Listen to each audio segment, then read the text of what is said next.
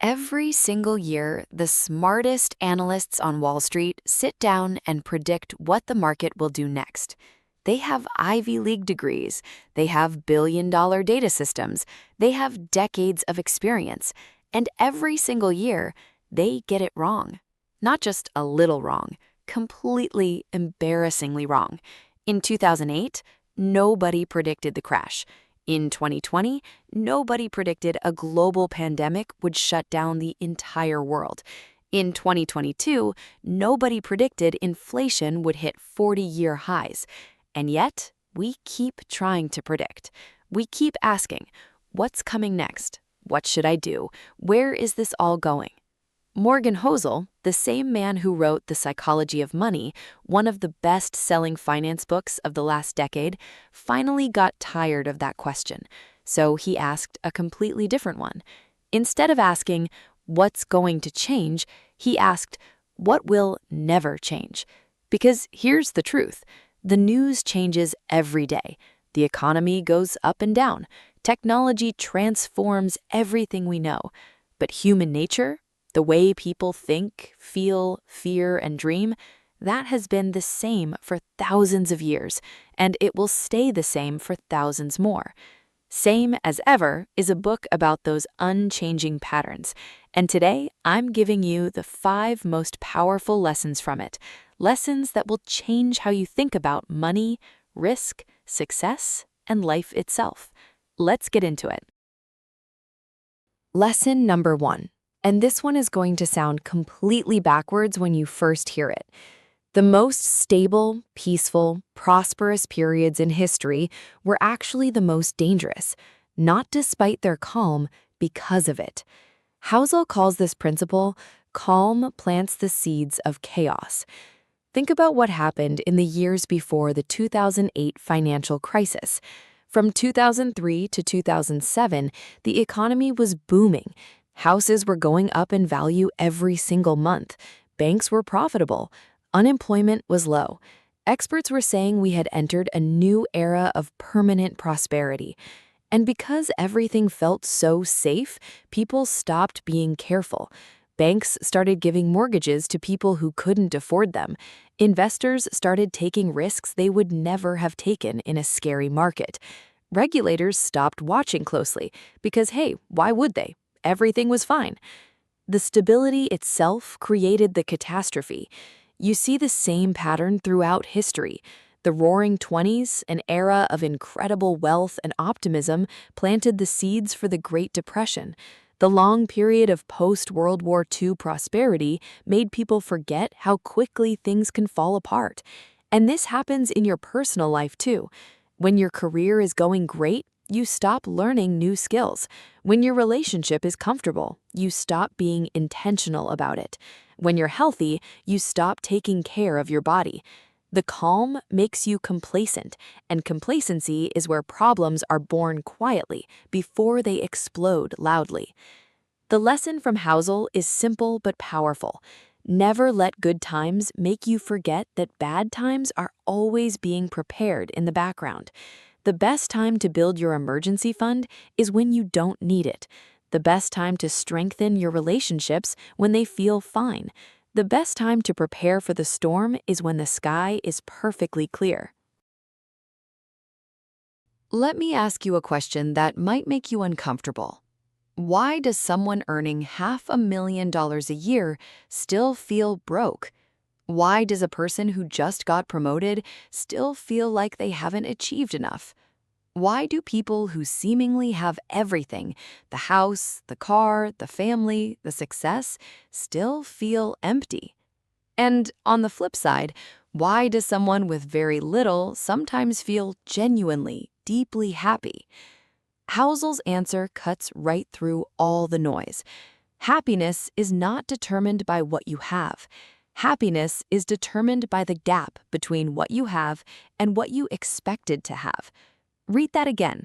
It's not about your actual results. It's about your results relative to your expectations.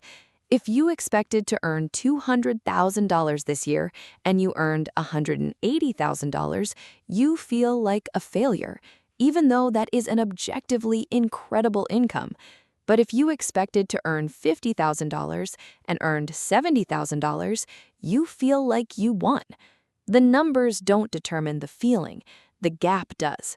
Now, think about what social media does to this equation. Every single day, you scroll through a highlight reel of people with bigger houses, better bodies, more exotic vacations, faster growing businesses. Your actual life hasn't changed at all, but your expectations have quietly been pushed higher and higher. And suddenly, the things you worked so hard for feel ordinary, unremarkable, not enough. This is not a motivation problem. This is an expectations problem. Housel puts it beautifully. The only way to feel rich is to want less than you have, not to earn more, not to achieve more, to want less. The richest person in any room is the one whose reality consistently exceeds their expectations, and that is something you can control starting today. Here is a statistic. 8 million people die every year from smoking. Did that number stop you? Did it make you feel something deep in your gut? Probably not, because it's just a number. It doesn't have a face. It doesn't have a name. It doesn't sit across from you at the dinner table. Now imagine someone you love sits down with you and tells you, with tears in their eyes, about watching their father slowly suffocate from lung cancer over 2 years, the hospital visits, the oxygen tanks, the last conversation they had, the empty chair at Christmas. That changes something inside you permanently. Same information, completely different impact, because one was a statistic and one was a story. Housel argues that this is one of the most constant, unchanging patterns in all of human history. We are not rational creatures who respond to data. We are emotional creatures who respond to narrative. We always have been. We always will be. The greatest investors don't just analyze spreadsheets. They construct a story about where the world is going, and they believe it completely. The greatest leaders don't just share reports. They paint a vision of a future that makes people want to fight for it. But here is the warning, and this part is critical. Because stories are so powerful, they can completely override logic. We have seen people hand over their life savings to obvious frauds because the fraudster told a brilliant story about getting rich. We have seen entire countries march into terrible decisions because a leader told a compelling enough narrative. So the double lesson here is this. First, always ask yourself, am I responding to data or to a story someone is telling me? And second, learn to use stories yourself, in your career, your relationships, your business, because nothing in this world moves people like a narrative that makes them feel something real. Let me share 2 facts that will completely change how you think about success. Fact 1, Amazon is one of the most valuable companies in the world. But if you strip away Amazon Web Services, their cloud computing division, the entire retail business, the thing we all think of as Amazon, barely makes any profit at all. One single division drives almost everything. Fact 2, Warren Buffett has owned hundreds of companies and thousands of stocks over his career, but the vast majority of his wealth, the wealth that makes him one of the richest humans alive, came from just a handful of investments, maybe 10 out of hundreds. Housel calls this the long tail principle. In almost every area of life, a tiny number of events, decisions, or moments produce the overwhelming majority of results. Everything else is just noise. Now think about your own life through this lens. How many days you've lived that were completely average? Most of them. How many conversations you've had were forgettable? Nearly all of them. But how many moments actually changed the direction of your entire life? Probably just a few. The day you met the right person, the decision to take a chance on something new, the failure that forced you to completely rebuild yourself and become stronger. Those few moments are your long tail, and they account for almost everything meaningful in your life. So here is what this means practically. Stop torturing yourself trying to make every single day perfect. Stop feeling like a failure because most of your efforts don't produce massive results immediately. That is how it is supposed to work. The game is to stay consistent, stay patient, and stay in it, because your long tail moment is coming, but it only comes to the people who are still there when it arrives. If you asked a financial expert the mathematically perfect investment strategy, they would say put 100% of your money in a low-cost stock index fund.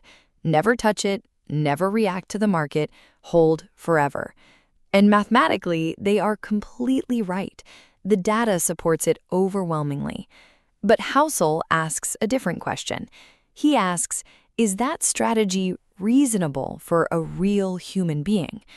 Because when the market drops 40% and your entire net worth is in stocks, you will panic. You will lie awake at night. You will watch the numbers fall every day, and your brain will scream at you to sell before you lose everything. And many people do sell at exactly the wrong moment, wiping out years of patient gains in one emotional decision. The perfect rational strategy that you cannot emotionally stick to will always produce worse results than a slightly less optimal strategy you actually follow. And this principle goes beyond investing. The perfect diet you cannot maintain for 3 weeks is worse than a simple, healthy diet you follow for 10 years. The perfect morning routine you fail at every second day is worse than one small habit you never miss. The perfect business plan you are too scared to execute is worth nothing compared to a simple, imperfect plan you actually start. We live in a world obsessed with optimization, with finding the best strategy, the perfect system, the most efficient path. But Housel's lesson, backed by decades of real human behavior, is that the best strategy is the one you can actually live with. Reasonable beats rational. Consistent beats perfect. Every single time. So let me bring all of this together. Morgan Housel did not write a book about what's coming next year. He wrote a book about what has been true for 1,000 years and will be true for 1,000 more. Stability breeds complacency, so stay alert when things feel safe. Your expectations control your happiness more than any result ever will, so manage what you want, not just what you earn. Stories will always move the world more than statistics, so learn to recognize them and use them. A few rare long-tail moments will define everything in your life, so stay patient and stay in the game. And being consistent and reasonable will always beat being perfect and rational, so stop optimizing and start executing. These are not trends. These are not predictions. These are the patterns of human nature, and they are the same as ever. Now, I want to hear from you. Which of these 5 lessons hit you the hardest? Drop it in the comments. I read every single one. And if you want more lessons from the books that actually change how you think, subscribe to Book Dose, because we don't do fluff. We don't do filler. We give you the exact dose, the ideas that matter and nothing else. See you in the next one.